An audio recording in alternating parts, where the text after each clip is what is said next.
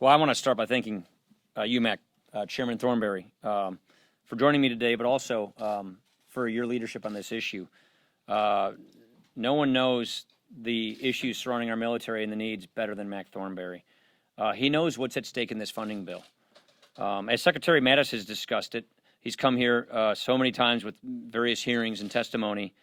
The fundamental question that comes down in this bill is whether we're going to preserve the primacy of the American military in the 21st century. That's really what's going on right here. We have the greatest fighting force in the world, but we have asked them to do so much more with so much less for so long. Under the last administration, keeping a modern military force was simply not a priority, and the result has been a staggering readiness crisis that has cost us American lives. Today, we begin to reverse that damage. Yes, this bill is critical for many, many other reasons. This bill starts construction on the wall. It turns the Gateway decision over to the Trump administration. It funds our war on opioids. It invests in infrastructure. It funds school safety and mental health. But what this bill is ultimately about, what we fought for so long, is finally giving our military the tools and the resources it needs to do the job. Just last week, I mean, your networks covered this. Your networks covered this. Sorry, Scotty, you always get me there. Just last week, but we lost two naval aviators, F-18 pilots, off of Key West because of a training accident. We lost 7 service members in a helicopter crash in Western Iraq.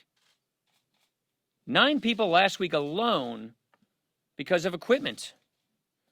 We continue to lose more American personnel to accidents and training incidents than we do to enemy fire. That is just unacceptable. It comes back to resources and training. That's why this bill is so important. We provide the biggest increase in military funding in 15 years. We provide the biggest pay raise for our troops in 8 years. I've got buddies who have done 6, 7, 8 tours in combat, who leave their families home every time. One of my buddies from Janesville is over in Afghanistan right now. And, you know, I think these guys deserve, these men and women in harm's way deserve our support. They deserve the best equipment. They deserve the best training, the best resources, and they deserve a pay raise. And that's what we're getting them. We're boosting resources for training, for equipment, for maintenance, for base operations. This means new naval ships, new fighters, new Apache and Black Hawk helicopters. It means a stronger missile defense system. What all this adds up to is that we are rebuilding the American military and creating a 21st century fighting force. The threat of American military decline is now coming to an end. That is a promise that we made, along with this president, to the American people, and it is a promise that we are keeping today, and we're pleased to do so. Questions? Anna.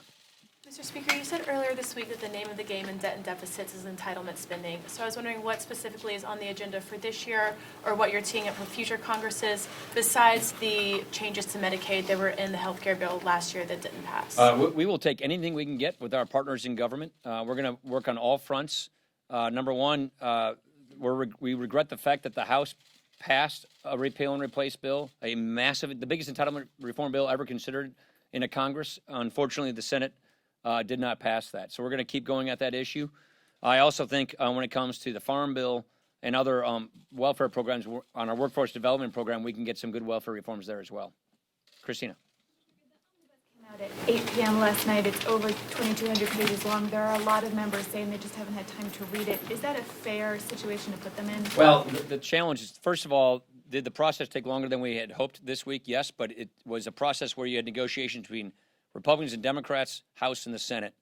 But we have a hard deadline we're going up against, and you know the deadline. But I would say that what's important is that this bill has been worked on for months. We passed these bills in the House last September. The Appropriations Committee, through their committee-led bottom-up process, has been working on this bill, drafting this bill, negotiating this bill for days, weeks, and even months. So it's not as if these are big surprises. So these things have been long works in progress. The finishing touches came out this week, and we have a hard deadline we're working up against. Let me just go over here, and then I'll come back over there. Casey. Mr. Speaker, the president's lawyer, John Dowd, has just resigned. Does that concern you? Didn't know anything about it. I have no thought on it. Manu. I'm wondering if you think it was a good idea for the president to call Vladimir Putin, offer him congratulations for winning an election that many believe was not free or fair, and also not call out Vladimir Putin for election meddling and the death of a former Russian agent on British soil. You know my thoughts about Vladimir Putin and Russia. They're a menace. Vladimir Putin does not respect democracy. He's trying to do everything he can to undermine democracies, not just ours, but all of our allies. I would not have kind words to say if I were speaking to him. I think what you're seeing here in Congress with our sanctions and the rest is we're calling Russia to the carpet. I don't know the content of that conversation, but my thoughts about Putin and Russia are pretty darn clear. Rachel. The Senate is talking about adding CSR payments onto the omnibus right now. If they do that, are you prepared to bring this to the House and have a vote on this That issue? didn't get included in here for various reasons. Chief among them was that they wouldn't agree to hide protections. So if we didn't have the support for putting it in here now, I have a hard time seeing how we would have support for putting it in again. Hide protections are something that are non-negotiable for us. About doing a tax reform 2.0 bill, but the Senate is not even going to do a budget, so reconciliation is out of the question. Is this just a I'm sure political the ploy? on this. No. We think there's more we can do, and so this is not just a technical correction discussion, which we have to have that.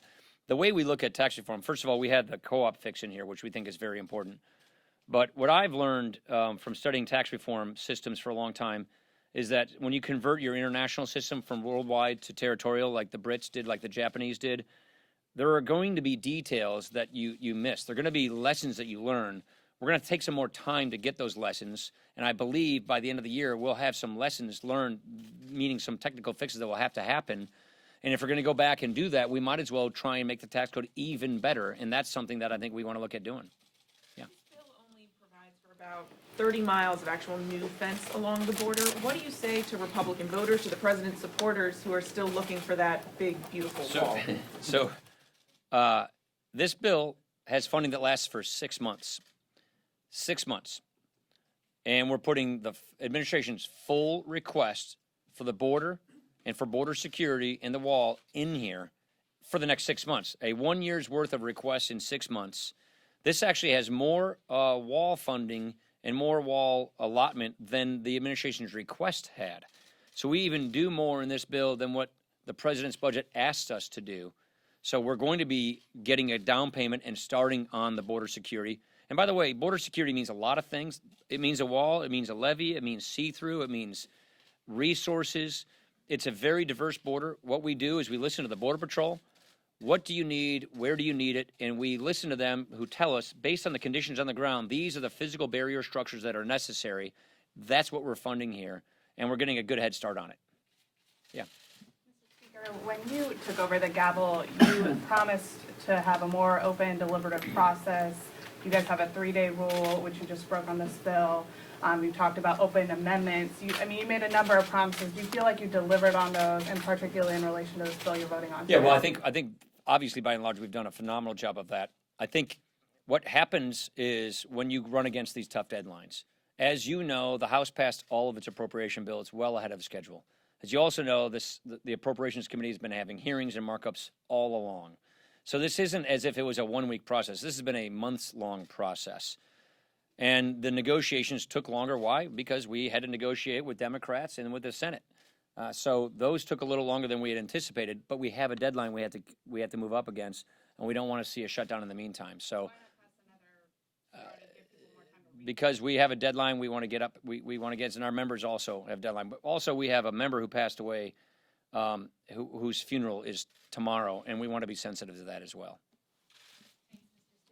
You were invited up to the White House yesterday to talk with the president. I'm invited to the White House all the time. Can you just tell us a little bit about what you've learned in how to convey what you're trying to convey to the president? And are you confident that he is behind you on this bill and on the Yes. rest of the Yeah. region? Yeah. The president supports this bill. There's no two ways about it. When we do big legislation, it's very common for me to go brief the president on the contents of big legislation. We do that all the time. In a bill like this, where you have lots of misinformation or confusion surrounding a bill like this, it's important. Take Gateway, for example. The House passed bill had very specific language in Gateway that basically steered the money to one predictable project. We stripped that language from this bill so that there's more discretion for the administration, and other cities like Chicago or Philadelphia could get those transportation dollars. So it was important for me to explain these things, and on big bills, that's typically what I do with the president, to walk him through, the contours and the complexities of the legislation we pass. And yes, he supports the bill, no two ways about it. Last question. Juliana Goldman with CBS. Okay.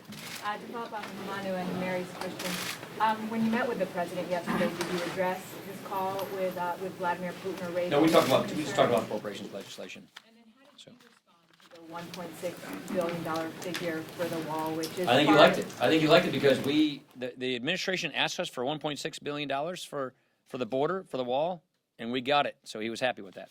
Thank you.